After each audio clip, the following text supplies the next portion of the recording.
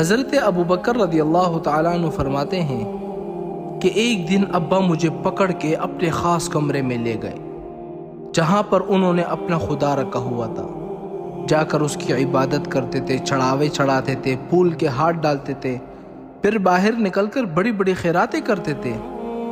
تو ایک دن ابا مجھے پکڑ کے اپنے اس خاص کمرے میں لے آئے اور مجھ سے کہا کہ ابو بکر چلو میرے کہنے پر ایک دفعہ میرے خدا کے سامنے جھک کر تو دیکھو، مان کر دیکھو۔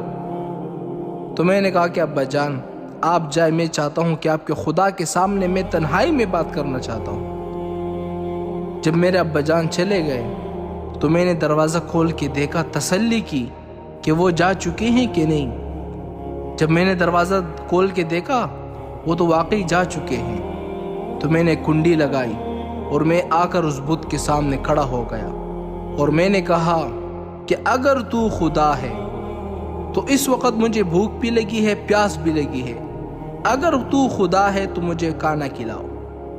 حضرت ابوبکر فرماتے ہیں کہ اس بت نے مجھے کیا کھانا کھلانا تھا، کیا اس نے میری بات سننی تھی، کیا جواب دینا تھا؟ یہ تو جب اللہ تعالیٰ ناراض ہو جاتا ہے نا تو عقلوں پہ پردے ڈال دیتا ہے کہ بندے اپنے ہاتھ سے بت بناتے ہیں، اپنے ہاتھ سے دیوتا بناتے ہیں، پھر اسی کو سجدہ کرتے ہیں اور وہ بھگوان بن جاتا ہے۔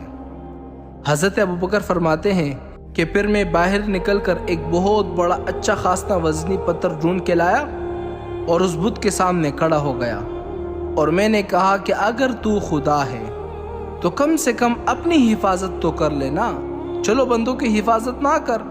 فرماتے ہیں کہ میں نے اس پتھر سے اس بت کو مار کر ریزہ ریزہ کر دیا، سنت ابراہیم کو زندہ کر دیا۔ پھر میں کنڈی لگا کر وہاں سے چلا گیا کیونکہ مجھے پتا تھا والد صاحب ناراض ہوں گے کیونکہ میں نے اس کو خدا کو جو توڑا ہے۔ وہاں سے چلا گیا۔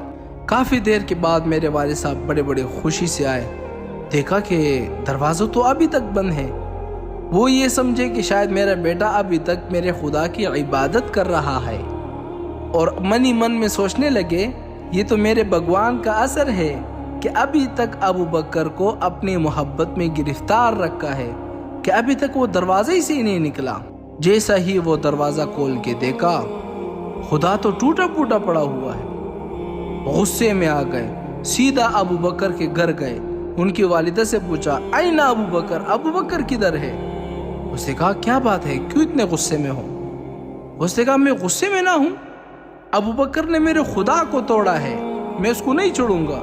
تو پتہ ہے آگے سے ابو بکر کی والدہ نے کیا جواب دیا کہ اے ابو قحافہ، ابو بکر کو نہ ڈانٹنا، نہ پیٹنا، نہ غصہ ہونا، نہ ناراض ہونا۔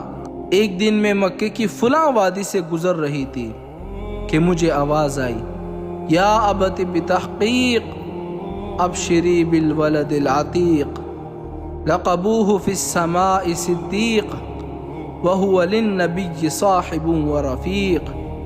اے اللہ کی بندی، یہ تیرے پیٹ میں جو ہے نا اس کا لقب آسمانوں میں صدیق ہے، اور ایک نبی آئیں گے یہ اس کا دوست ہوگا، اس کا رفیق ہوگا، اس کا ساتھی ہوگا۔ حضرت ابوبکر کی والدہ فرماتی ہیں کہ اے ابو قحافہ، یہ میرا بیٹا شان والا ہے، اسے کچھ نہ کہنا۔ تو ابو قحافہ نے پوچھا کہ واقعی تم نے یہ آواز سنی تھی؟ اس نے کہا میں نے سنی تھی۔ تو تب جا کر وہ ٹھنڈے ہو گئے۔